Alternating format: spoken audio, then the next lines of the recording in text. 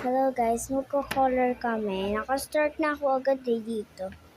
Ano ba to? Hindi ko alam to eh. Sinabi niya yung kaganina, wag kasi, wag mo ko pakita. Guys, nakita na yung face niya talaga. Wag mo ko pakita kasi muna. Kasi magulo ang buhok ko. Basa. Sige na, ayun na guys. And guys, Wala ka nakikita ah. kinakain niya Oreo ko. Kain mo kasi. Ito na. Huwag ka na nga daw gumawa ng ice cream. Ay, kita kamay ko.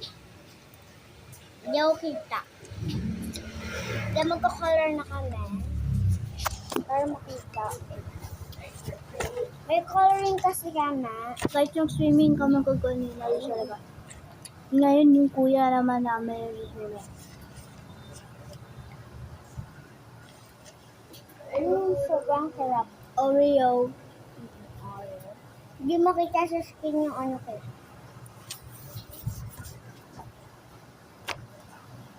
Magkukulay ba tayo? Kakain na lang.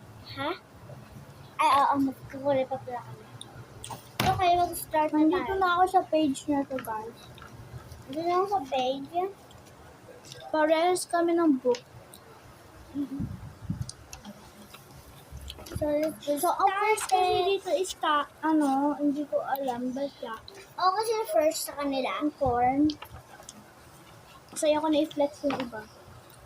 Tapos Tapos guys, regalo to sa kanya. Dapat sa kanya to, pero binigay sa akin kasi pinahati daw.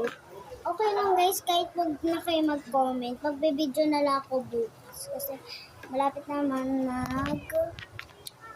mag-10. Tulog kami ng 10. Hindi pa naman 10 eh. Hindi pa pa. So, Ito malapit. yellow. Gusto ko ganun. Okay, ganun. Guys, ito yung markers. Ayan guys, yung markers na binili sa kanya. Sobrang ganda. At Okay lang yun. guys. Kahit wala kasi kaming brown. Nandun sa lola namin, nandun sa condo. Wait, parehas lang sila ng color. Tapos paubos na yung color Ate nito. Swami, sorry nakulayan ko to. Paubos na yung color nito.